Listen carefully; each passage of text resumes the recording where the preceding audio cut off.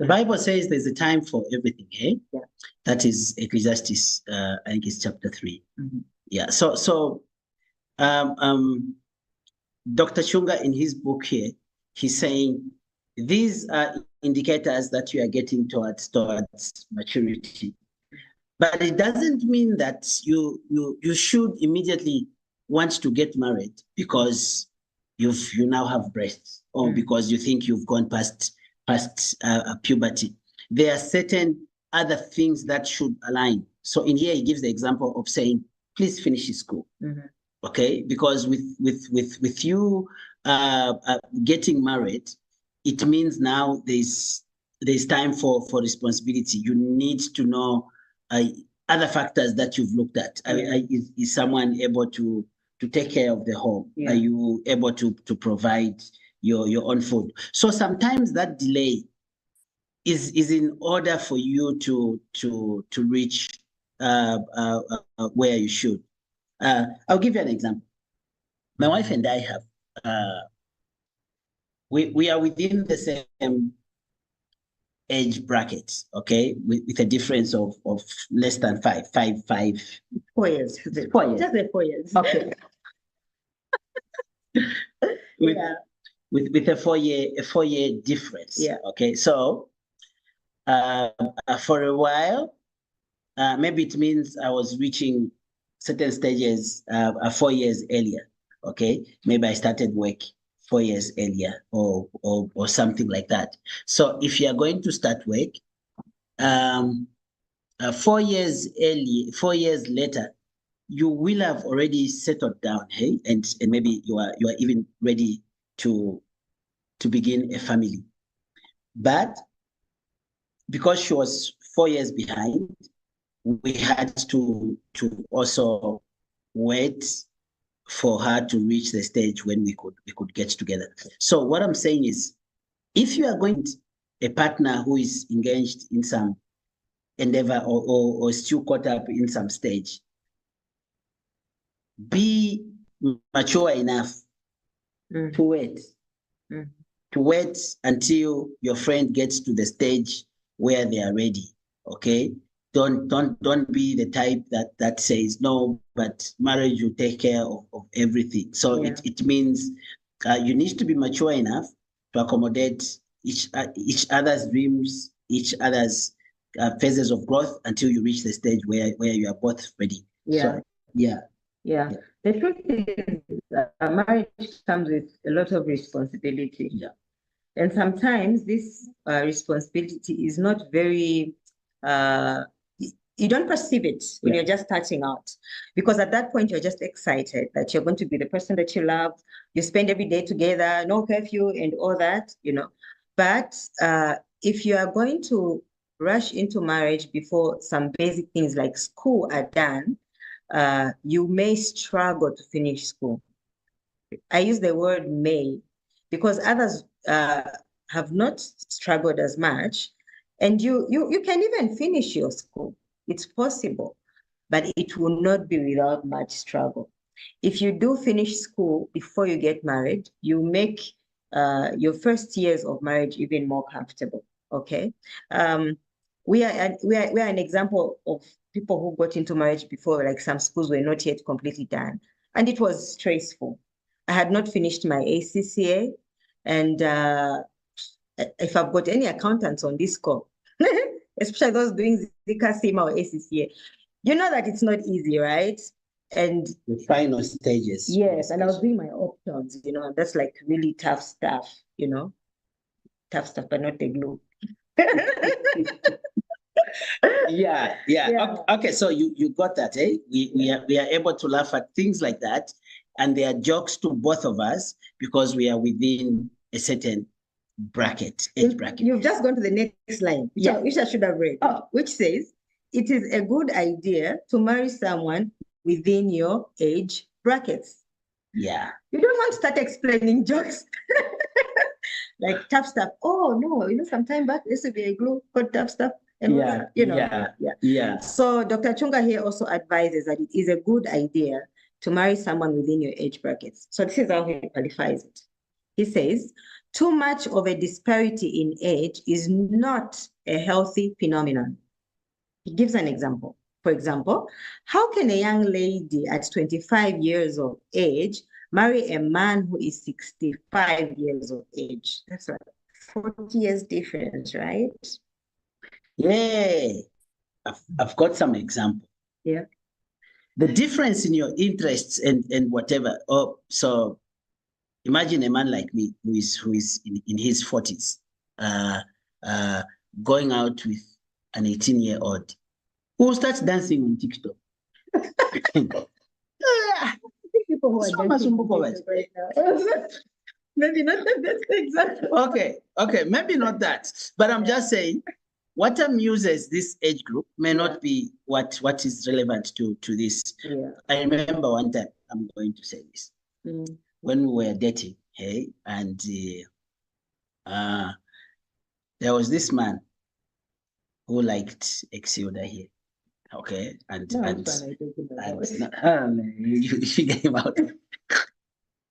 And this man goes and says, I like you. Okay, thank you. I've got a butchery and I ought to have this. And he had cows, I remember now. There had a lot of cows. Yeah, and there he was, thinking he's saying things that are important. Those are very important to him. But because she was in a different age bracket, these things didn't matter. Like, hey, only like 20 or 19. Hey, cows, what am I going to do with it? And there was me saying, let's go for ice cream. Let's go for ice cream. And ice cream beats cows. You see that? At that age. At that not age. Now. That is why age is important, because you will be placing importance and weight to certain issues differently. Okay. Yeah, differently, because what matters to this age doesn't. So we are saying keep it within an acceptable range. Yeah. Okay. That way, even your friendship will be real, and it won't be okay. The other aspects are coming, but you will manage to develop a friendship. Yeah. Your partner is meant to be your friend. They are meant to be your confidant. This is the person that you come, and when you get home, you are stressed. You want to talk about your work. You want to talk about, you even want to talk about your boss. I don't know if my boss is listening. I talk about you. Yeah. So because you want your partner to help relieve your stress and to advise you. Yeah. So imagine if you are way different, and the issues are such that the other one can't relate. Yeah. So keep it within the age bracket. Yeah. If you can find one you were with in uni or in whatever, even the stories of your youth will be the same. Okay. Yeah. All right. I'm not going to add on that. I think that was spot on. So continues to say, well, following from that example he gave of 40 years difference, he says the gap is too big. Yeah. That is like marrying a grandfather. All men and women experience a decline of sexual drive as they advance in age. So when you marry someone too advanced in age, you will be robbed of continued conjugal rights due to age. Dude, there will be a decline coming. There's a decline ahead. So as the decline comes, at least you can remember. You can remember the past. Don't marry someone who just says it. And you're not there to. Yeah, not there. Yeah. Like, okay, in our younger days, yes. Yes. Yeah. So there's that aspect also. Any two people of the opposite sex, if they're mature, it's possible for them to lie together. But that doesn't mean that you will have the best experience. Yeah. The best experience will come when you are within the same age bracket. You have the same energy levels, or else you will now get to those who will say, he has never satisfied me. Yeah, but okay, of course, we're not going into detail because we're not speaking to We're not doing Shibukombe duties Oh. yet. But I know that they're all adults here, I'm sure they get it. So please remember that. And it's not only for you considering that you married someone older, but also if you marry somebody younger and you're much older, you will fail to keep up. And that will just destroy the relationship. So he says a reasonable age difference between man and woman should be considered. And then he says, Nunes advises that it is good to marry within one's age bracket so that you avoid a situation of parent figure than partner situation because of disparity in age. The younger one may be considered childish in a relation due to age difference. Moreover, the older one may seem domineering over the younger spouse. That is true, right? That is true. You end up, having that fear because when you look at your partner, they're like your child, or they're like your father or your mother. And so you do not have that openness that needs to be there. I think you spoke to that. You want to add some more? That's fine? That's fine. Okay, let me continue reading. Marriage is beyond having sex. Yeah, I know we usually think like, oh, I can't wait, but it's not just about sex. You can spend an hour in lovemaking, but remember that there are 24 hours in a day. What will you be doing in 23 hours if you are not compatible in age? So he says, husband and wife should have something in common to keep them going. Even if you have mansions and a lot of cash, a relationship is beyond material things. Husband and wife should be able to explore life at a common level. The old man married to a young lady will be busy with investment plans, like you mentioned that. When the young lady may need leisure, holiday, let's go somewhere. No, we need to buy cows. Or cement. Yeah, it's fine. Which is good, but there's that balance that comes when you're going age by age. Yeah, so you're speaking like that because you are in a certain age bracket. You are in a certain so you are thinking cement. But when you are young, you need to have someone that allows you to be spontaneous. Hey, yeah. For instance, I've seen some couples that are within the same age bracket. Somewhere you see them jumping on a trampoline. Yeah, there they are. If the age difference was too much, this one will say, no, this is childish.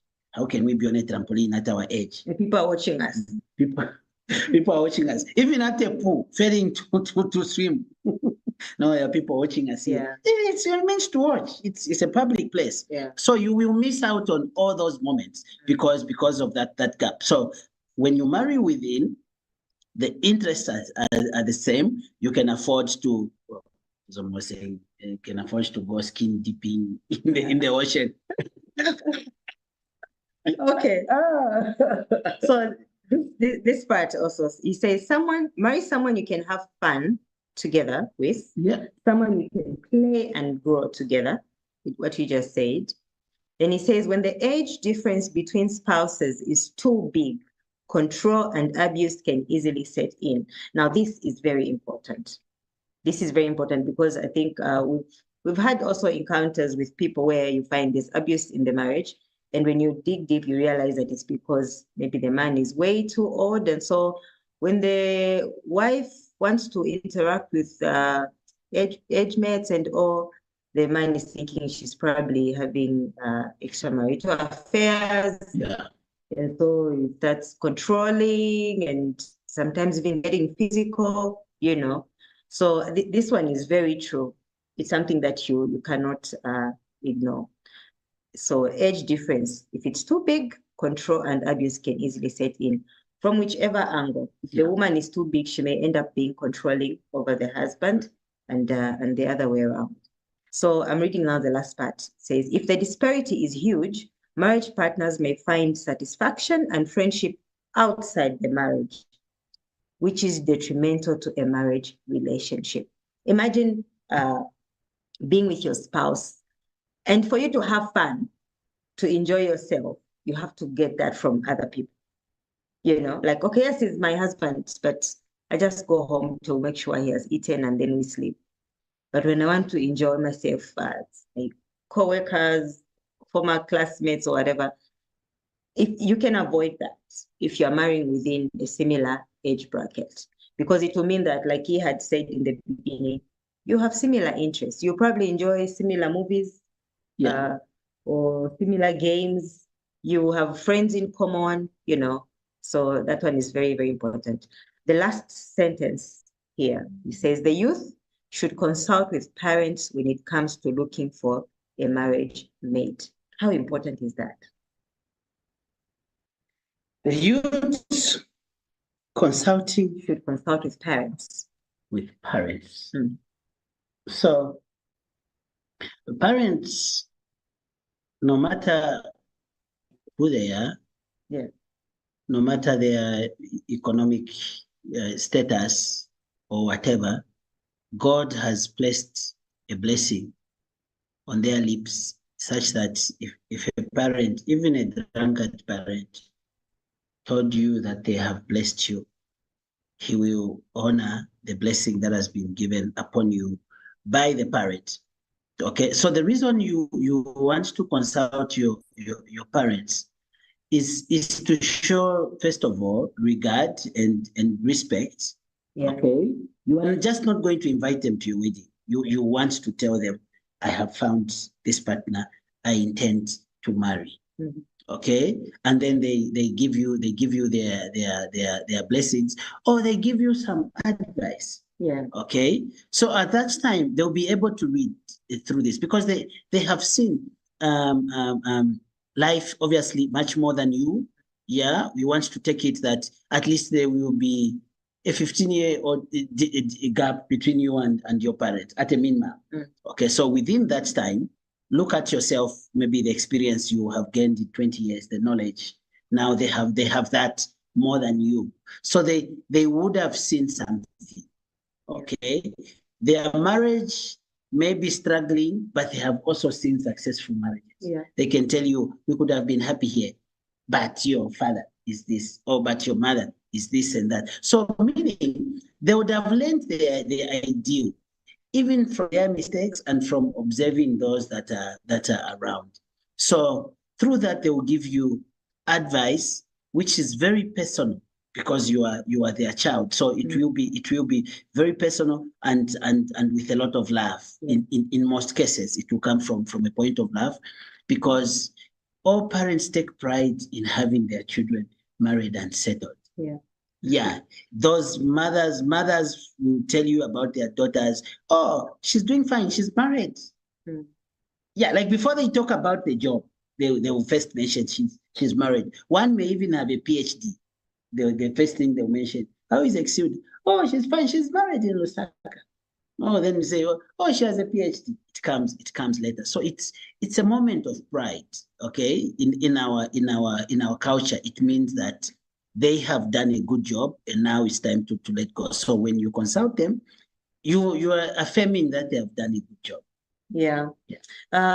This year, I'm turning the age of very big people.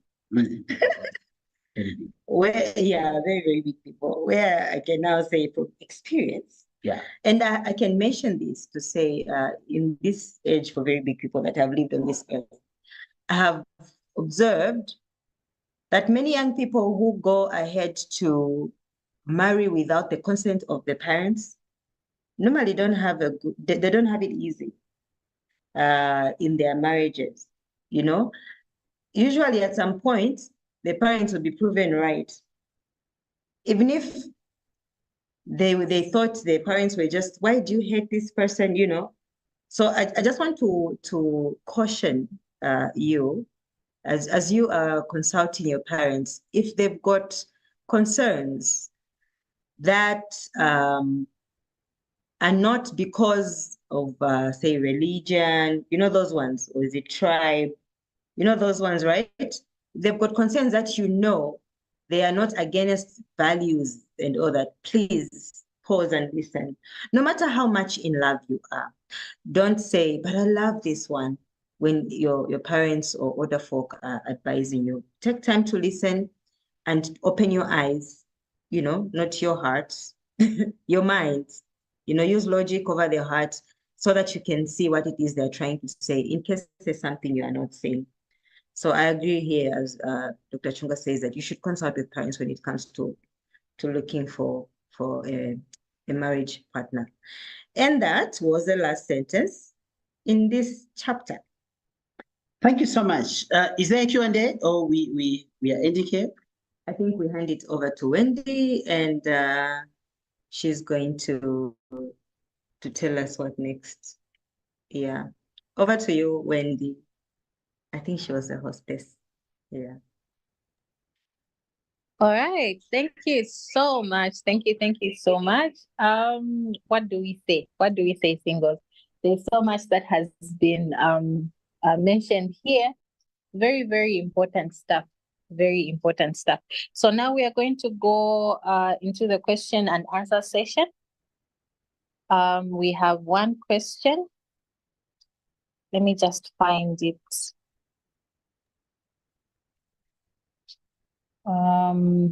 Okay, actually we have a number of questions.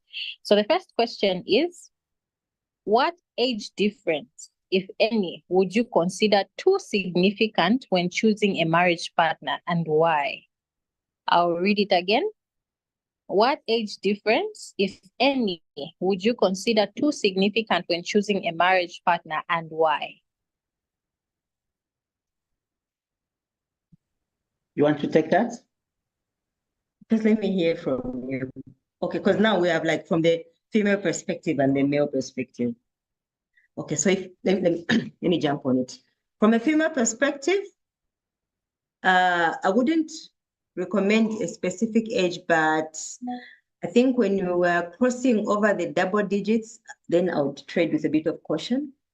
Yeah,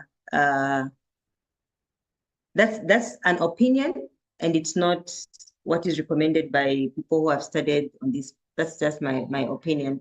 I think if I start to cross the double digits, I would think, okay, isn't that person a bit too old for a husband? And for younger, if any, I don't know. I don't know. I don't have an opinion for younger. Okay, I think we tackled that question in the presentation, but what I would say is there's a time that it looks okay. For instance, if you looked at how energetic I'm looking, young, a 22-year-old may think it's okay. He looks young. He's whatever. Okay, but in 30 years time, Yeah. I will be in my 70s, and this one will be in the 50s, okay, or thereabout. So then those problems begin to come in. So if you're looking at marriage, you're looking at a long-term undertaking or involvement with that person. So you can't just look at the now. You need to do some projections and say, okay, this is where it will be. Okay, by the time this person is reaching 60, how old will I be? Okay, you find someone as this 60, and they're insisting that you now go to the farm. You are in your 40s, and this is when your career is beginning to peak. You know, if you were just working from, say, your mid-20s, by the time you are reaching 40s, if you're a hard worker, that is when you are getting to the assistant director level, and your spouse is retired. They want you to go and stay at a farm in Mukushi. Your job is in Lusaka. You work at a specific. So you now create an opportunity for problems, because if you agree to proceed that way, then you have a long distance relationship. I'm sure this book will also talk about that. If it doesn't, well, we can always talk about it at a later time. So you bring in these complications that come. So in a nutshell, we are saying, consider the long-term effects. Don't just focus on the now. Yeah. On the now, people within a 20-year bracket can be friends in the now. Maybe someone like me can even have a friend who's 28. A friend who's 28, I even have those who are my seniors who are we're in their 50s, late 50s. We would sit together and call each other, you'd think, okay, these are peers, because we are in this bracket and it looks okay. So it does look okay also for a while in the, but a few years there, then your friend now has backache, your friend can't walk properly, your friend can't do whatever, and you are the stronger one. It becomes hectic. Yeah, but the question was very specific and you did not answer. I gave the why. Like what? Oh, what would be the age? What would you consider an appropriate age? Okay. Limit. You had said You had said the double digits. Yeah. You agree with me? That goes without saying. Okay, Wendy, next question. So we have not really given an answer because it's an opinion, but yeah. Okay, thank you. And- Thank you. Next question. Okay, the next question reads, how do you believe age gaps affect emotional maturity and compatibility in marriage? How do you believe age gaps affect emotional maturity and compatibility in marriage? Okay. I think that also was spoken into to when we were discussing emotional compatibility goes to the development of the brain, right? Like, how do you relate on social issues? What do you consider important to you? You know, if you're considering different things as important because of your age, you will obviously not empathize with your partner on issues, you know. Examples that Lydia had given earlier were like investments. So you are working together, and if one is way older, probably they're already planning retirement, which I know now we need to start preparing for retirement as soon as we start working. But the commitment levels are different, you see. We still enjoy going out for dinner. Saturday night is our dinner date. I don't know if when we are way older, we'll be awake at 22 hours to 23 enjoying our dinner with friends, you know. So now if you have one way older than the other already, that compatibility may just not easily kick off. Perhaps it can, but it will not be. It will be with much struggle. And so you may end up in a lot of disagreements because you are not well aligned. So yeah, I hope that did answer. If you have something to add. Yeah, I know probably the one who asked the question may have been referring to the notion that maybe ladies will mature faster than guys, because guys by nature are adventurous. They're built that way so that they can go out and hunt and bring animals and do whatever the setup may be.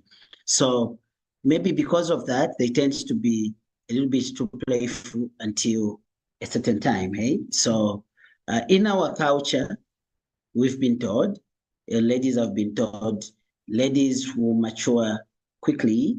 So a lady should not go for an age mate because he will still be younger. And so ladies would normally want to go for those who are slightly much more older. I've got my views on that. Yeah. The first one is that if we are going to look at the African traditional society, remember the ones who would marry the young girls would be friends to the father. Okay, and those who are older, because now they have cows and things like that. So maybe it's a teaching that was exaggerated to make it a little bit more acceptable for the girls to go for people who are way older. But I want to say that in the modern society, we are just looking at, maybe even from a biblical perspective, that the husband as the provider should have gone a little bit ahead of you in order for him to gain that status that is able to provide. Because when you are going as a lady to say, I want to get married, they are going to ask, so does he have a home? Does he have whatever? So if you are going to say, we are together at college, everyone is going to say, oh, these are going to struggle. So there is that gap that society expects in order for the man to properly establish themselves. But there's no hard and fast rule about it. I know people who've moved at the same stage, graduated together, went to struggle and find jobs, and started their journeys together, and they're doing fine. Yeah. In this modern society. So it is those kind of things. Yeah. In terms of maturity, maturity is not a factor of age, and we can't put an age that attains maturity. I've come across people who are older than me who are childish. Now you're just agreeing with me over that's all that I talked about. But I think what is important is to remember that God's ideal for marriage is that a man should be the head of the house, okay? That the man should give spiritual leadership. He's the priest of the house. So when you're considering that, if you're a woman, I'm speaking to my sisters, you want to make sure that whatever the age, okay, whether they are an age mate or they're 2 years younger, because remember, we're not saying this is the age, we're leaving that up to you. But what is it you're looking at? Does that person provide leadership? Leadership spiritually, socially? Are they people who your parents, your relatives can relate to and say, this is someone who is respectable, who has courtesy, So I think those are the things that you should think more about. I think we've spoken. We've belabored this point. Probably even gone away from what. Okay, I think this one will drop it here. Yeah. You want to say some more? No, let's hear. She said there are a couple of questions. We're just on the second. Okay. The next question.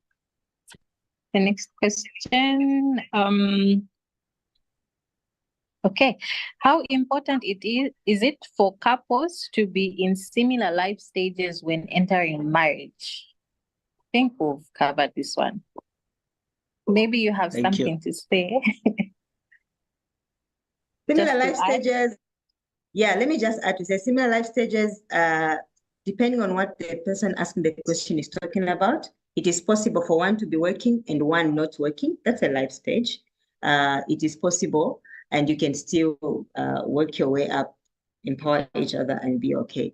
But if you meant maturity and all, those are the ones we're saying, make sure you're in the same bracket so that you do not have a huge disparity. I think we can go to the next one.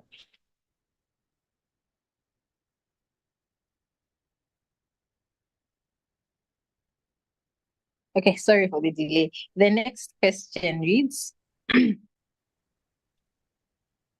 does culture play a role in our perspective about age? Yeah, it definitely does. It does. Yeah. And I think I looked at it a bit in passing. Yeah, I mentioned the cultural expectations. Now where it becomes very significant, the cultural expectation is if the woman is older. Yeah. Okay. Culture will say our culture. We'll say she got married to a small boy. Yeah. Oh, how did you get married to this? But I believe it can go both ways. It can go both ways as long as the gap is reasonable. I think I know a couple where the wife is slightly older, yeah, but because this is a woman who understands how a marriage is supposed to be, and to respect God's ideal in that marriage. Age has never really been an issue that the husband is younger. They have built a very successful marriage together. So culture will tell you that a lady cannot get married to a younger person, but if all the other factors align, you are friends, you enjoy each other's company, this guy has vision and so on, you are together, you feel this marriage can work, I would say go for it. But I think you should be honest with yourself because we're in this setting. Yeah. You should be honest with yourself and be ready. Yeah. To face, some people raising their eyebrows, passing remarks. You should have gone into it knowing that in our setting, that is something that some people will frown upon and they may talk about you. So you should go and say, I know. Yeah, thank you for your concern. Instead of you going there and then start being a victim and say, I'm bullied and whatever, you should know already that this is what our culture deems acceptable. And we have probably gone against culture norms. And you have a good reason why. But I mean, you don't owe it to anybody, really. It's up to you. But just be aware and know that that will be your question for most part of your marriage. You have issues, they'll say, like that. I've heard such remarks where you're having issues and they say, so how do you expect their home to be okay? So just be ready if that is going to be your choice. That's why you need to keep it within a certain acceptable age bracket. So that argument goes both ways. Okay, when the man begins to complain, the others say, oh, married a small child.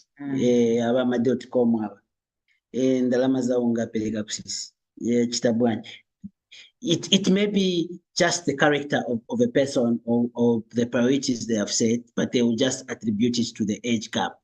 Okay, so that is why you need to be within the same age groupings, and we've kept it in single digits. Getting to double, it shouldn't really get to somewhere alarming. Okay, next question.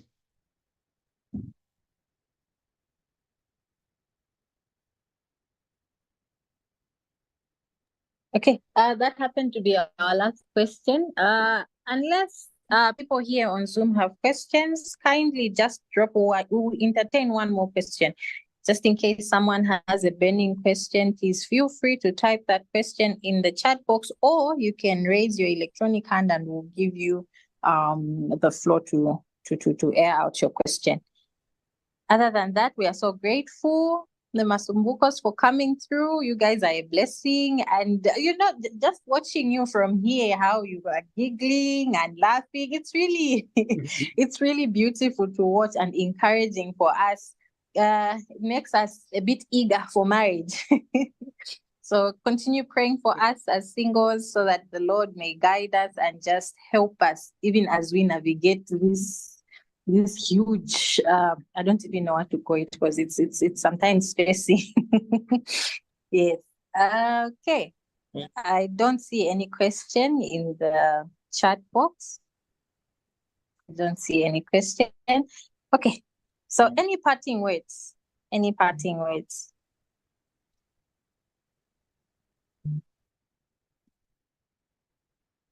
Before we call it a night, from our couple, of course.